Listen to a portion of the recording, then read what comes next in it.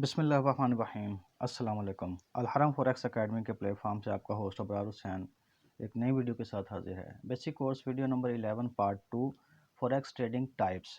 इससे पिछली वीडियो में हमने स्कैल्पिंग और इंट्राडे या डे ट्रेडिंग के मतलब जाना था। इस वीडियो में हम स्विंग और पोजीशन ट्रेडिंग के मतलब डिटेल में जानेंगे। बेसिकली इनमें कुछ ज़्यादा फ़र्क नहीं है पोजीशन और स्विंग ट्रेडिंग में, थोड़े से फ़र्क के साथ ये तकरीबन मिलती जुलती हैं, बस इसमें दौरानी का फ़र्क है। तो swing trading executed on swing prices for weeks. Operational and most suitable strategies are reversal, retracement and breakdown. जबकि पोजीशन ट्रेडिंग एक लॉन्ग टर्म ट्रेडिंग स्टाइल है, contains trades up to years, spot and resistance trends techniques with help of RSI moving average. In spot and resistance analysis, traders also find and trade at market pullback position. तो इसमें simple तरीका करने की कोशिश की है मैंने ताकि समझने में आसानी रहे। हायर टाइम फ्रेम में इसके एनालिसिस होते हैं और हायर टाइम फ्रेम में ही ट्रेड लगती है, यानी H4 से डेली, वीकली और मंथली तक आप एनालिसिस करते हैं। और ट्रेड्स आपकी दौरानी चूँकि लंबा होता है, लंबे पिप्स ज़्यादा पिप्स के लिए होती है, लंबा एसएल बड़ा एसएल होता है, तो इसमें दौरानियाँ जो है जो स्विंग ट्रेडिंग है ये आपका स्विंग के ख़त्म होने तक होता है या हफ्तों चलता रहता है, यानी ये ज़्यादा से ज़्यादा लंबी जाए भी तो 1 साल से कम तक ही रहती है। जबकि पोजीशन ट्रेडिंग जो होती है वो आपकी साल हर साल तक चलती है, यानी 1 साल से दूसरे साल को ओवरलैप कर सकती है। तो आप मोस्टली जो है कोई भी 5 से 10 पेयर्स पे फोकस करते हैं, मेजर पेयर्स हैं उन पे फोकस करके उन्हीं पे एनालिसिस करके उस पर ट्रेड करते हैं। तो एक हफ्ते में आपको 1 या 2 सेटअप मिल जाते हैं, 1 या 2 ट्रेड्स आपको आसानी से मिल जाते हैं। बहुत अच्छा है तो 3 ट्रेड्स मिल जाएंगे। लॉजिकल ट्रेड होती है, लॉजिकल से मुराद ये है कि इसमें फंडामेंटल टेक्निकल्स आपकी जो जब कंफर्मेशन होती है तो आप ट्रेड लगाते हैं, मार्केट में एंटर होते हैं, तो इस वजह से आपको स्ट्रेस कम होता है। आपको एनालिसिस में इतना ज़्यादा टाइम नहीं लगता, क्योंकि इसमें 15 से 20 मिनट में मैक्सिमम आप कंफर्म कर लेते हैं कि यहाँ पे आपका सेटअप बन रहा है या नहीं बन रहा। तो इसलिए ये लॉजिकल होती है और इसमें आपको डिप्रेशन भी कम होता है, ट्रेड को मॉनिटर भी नहीं करना पड़ता, लॉन्ग स्विंग्स पे ट्रेड होती है और इसको मैनेज करने के लिए भी कोई इतना टाइम नहीं दरकार होता, मतलब आसानी होती है। तो इसमें फ़र्दर यह है कि आपको एक महीने में 2 से 7 ट्रेड्स फ्रीक्वेंटली आपको फ्रीक्वेंसी के पॉइंट ऑफ व्यू से मिल जाती हैं। स्विंग ट्रेडिंग में जो अहम चीज़ है वो ये है कि आप किसी एक मेथड में से मार्केट में एंटर हुए हैं और जब आप मार्केट से एग्जीक्यूट करें तो कोई दूसरे मेथड से आप एग्जीक्यूट करें। मतलब ये थोड़ी सी एक्सपर्ट लेवल की एक चीज़ है कि जब आप मार्केट में एंटर हुए हैं तो जब मार्केट ने 2 या 3 हफ्तों के बाद मार्केट की कंडीशन बदली है, यानी मिसाल के तौर पर आपने कोई किसी फ्लैग पे आपने ट्रेड लिया तो उसके बाद आप देखें कोई डाइवर्जेंस बन गई है तो वहाँ पे आपने उस ट्रेड को कट कर दिया, तो ये पॉसिबल है। इसमें जो अहम चीज़ है कि आपकी ट्रेड एसएल मूव आप करते रहते हैं, क्योंकि एसएल मूव करना इसमें ज़रूरी होता है, तो इसलिए फिर आप अपना प्रॉफिट जो है वो साइड पे निकालते जाते हैं, तो इससे आपकी जो प्रॉफिटेबिलिटी है वो ज़्यादा मुतासर नहीं होती। स्विंग और पोजीशन ट्रेडिंग में बस थोड़ा सा फ़र्क इतना है कि उसमें दौरानिये का फ़र्क है, बाकी कमो बेश एक ही चीज़ है ये। तो इसमें अभी टोटल जो चारों टाइप्स है इसको थोड़ा सा डिस्कस कर लेते हैं, इसको समझ लेते हैं। तो इसको समझने के लिए सबसे पहले एक छोटी सी मिसाल है कि जैसे पहाड़ी इलाकों में चश्मों में पानी आता है, मिकदार कम होती है, रफ्तार तेज़ होती है, और वही पानी यानी वो स्काल्पिंग है, वही पानी जब चलते चलते थोड़ा सा नहर की शक्ल इख्तियार करता है, किसी जगह पे नहरों की शक्ल में होता है, तो यूँ समझ लें कि वो इंट्राडे ट्रेडिंग है। अगर थोड़ी बड़ी नहर है तो समझ लें कि वो एक किस्म का स्विंग ट्रेडिंग होगी। तो वही पानी जब फिर चलते चलते मिल के नहरें मिल के फिर एक दरिया बनता है, तो उसमें पानी की रफ्तार कम होती है लेकिन बहाव मिकदार ज़्यादा होता है।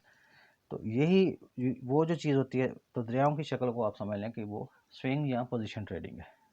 तो इसमें अहम चीज़ ये हुई कि स्काल्पिंग जो है उसमें टाइम फ्रेम का हवाले से जो आपके एनालिसिस हैं या आप जिस टाइम फ्रेम पे ट्रेड लेते हैं वो 1 से 15 मिनट तक होता है, तो कम छोटे टाइम फ्रेम में होता है। डे ट्रेडिंग का मीडियम होती है, day trading her cheese her point of view से मीडियम ही रहती है। तो डे ट्रेडिंग में आपको M30 से H1 तक आपकी डे ट्रेडिंग या मैक्सिमम H4 तक जाती है। जबकि स्विंग ट्रेडिंग में आपके जितने भी बड़े टाइम फ्रेम है H4 से ऑनवर्ड आगे जितने भी बड़े टाइम फ्रेम है उनमें आप एनालिसिस करते हैं और ट्रेड करते हैं। उसके बाद आपका जो टारगेट है वो स्काल्पिंग की ट्रेड ज़ाहिर सी बात है मुख्तसर होती है, बार बार होती है, इसमें फ्रीक्वेंटली ट्रेड्स ज़्यादा होती हैं, छोटा टारगेट होता है। तो डे ट्रेडिंग में आपका टारगेट रेंज का होता है, यानी डे ट्रेडिंग में आप 100 से 200 पिप्स तक आप टारगेट लगा लें।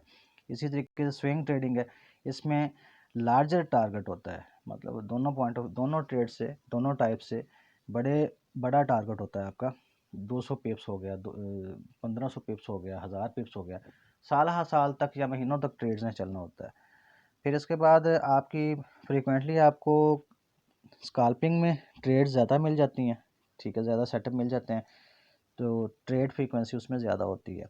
डे ट्रेडिंग में मीडियम रेंज की ट्रेड होती है, तो उसमें आपको सेटअप थोड़ा सा उसमें मेहनत भी ज़्यादा होती है आपको एनालिसिस में, और ट्रेड आपको सेटअप ढूंढने में थोड़ी दिक्कत भी हो सकती है। समटाइम आपको 3-4 दिन को ट्रेड सेटअप ही नहीं मिलता, ट्रेड ही नहीं मिल रही होती। जबकि सबसे ज़्यादा कम फ्रीक्वेंसी ट्रेड की स्विंग ट्रेडिंग में होती है या पोजीशन ट्रेडिंग में होती है, उसमें आपको सेटअप ढूंढने में थोड़ा सा टाइम लग सकता है। फिर इसके बाद एक्यूरेसी है। एक्यूरेसी ये है कि स्काल्पिंग में आपकी एक्यूरेसी मस्ट है। अगर आपने रिस्क एंड रिवार्ड रेशो को प्रॉपरली फॉलो किया है और आपकी एक्यूरेसी ठीक है तो कोई प्रॉब्लम नहीं है, फिर कोई परेशानी नहीं है। अगर आपने उसको फॉलो नहीं किया और अगर आप कहीं किसी जगह पे भी थोड़ी सी आपसे गलती हुई है या फेक ब्रेकआउट हुआ या स्मार्ट मनी ने मार्केट में एंटर होकर कोई ऐसा कुछ सत्यानाश कर दिया, तो फिर आपके लिए मुश्किल होगी, आप फिर भाग जाएंगे, आपसे ट्रेडिंग नहीं होगी। जबकि डे ट्रेडिंग में भी ये चीज़ दुरुस्त की बहुत ज़रूरी है, आप बिल्कुल एक्यूरेट होकर मार्केट में चलें, एक्यूरेसी बहुत ज़रूरी है। और जो स्विंग और पोजीशन ट्रेडिंग है उसमें जो कि बड़े पैमाने पे होती है, तो उसमें फेक ब्रेकआउट भी होते हैं। तो एक मतलब एक बुलिश या बिरिश मूव हुई, कोई एक ऐसी स्काइप ऐसी कोई चीज़ हुई है, मतलब जिससे आपको मार्केट ने फेक ब्रेकआउट दिया है, तो आपको वहाँ पे थोड़ा सा इतना इशू नहीं होगा, क्योंकि आपकी ट्रेड का लेवल बड़ा है, आप उसे संभाल जाएंगे, आप उसे बेयर कर लेंगे। तो बहरहाल ये असल चीज़ तो डिपेंड करती है कि आपने अब कौन सी ट्रेड आपके लिए सूटेबल है। ये आपके मिजाज के ऊपर है कि आप ज़्यादा देर तक बैठ के कर सकते हैं, आपने छोटे लेवल की ट्रेड करनी है, आपका कैपिटल इस पे, आपकी इक्विटी भी जो उस पर भी डिपेंड करता है कि आप मार्केट में कितने सरमाए से आए हैं। तो ये सारी चीज़ें आप अपनी साइकोलॉजी के साथ आपकी डेवलप होती हैं मार्केट्स के साथ चलने से। उसमें बेसिकली ये है कि 4 से 6 माह आप किसी अपने एक्सपर्ट पर्सन से आप अपनी ट्रेडिंग के को की तसीह करवाएं, खुद को पॉलिश करें, ट्रेडिंग को सीखें, डेमो अकाउंट पे करें। फिर उसके बाद आप मार्केट में जब तक आप रियल अकाउंट से नहीं आएंगे, आपको आपकी साइकोलॉजी डेवलप नहीं होगी, आपकी साइकोलॉजी बनेगी नहीं, तो आप ट्रेडर नहीं बन सकेंगे। तो साइकोलॉजी के लिए आपको रियल अकाउंट पर आना ही पड़ेगा। डेमो अकाउंट के हवाले से मैंने वीडियो में आपको बताया था, एक बार फिर से आपको बता देता हूँ कि छोटे अमाउंट से आप डेमो अकाउंट करें और उसको बड़ा रियल समझ के ही करें, तो कोई प्रॉब्लम नहीं है। रिलैक्स रह के ट्रेडिंग करें, इसमें जितना आप रिलैक्स रहेंगे आपके लिए आसानी है। नुकसान है जो लिखा है वो तो होना ही होता है, बंदे से हो जाता है, कोई प्रॉब्लम नहीं है, इशू नहीं है। किसी किस्म का आपका कमेंट है, किसी किस्म का आपका सवाल है, तो कमेंट सेक्शन खुला है। अल्लाह करीम हम सबका हामी नासिर हो। इजाज़त चाहूँगा। अल्लाह हाफिज़।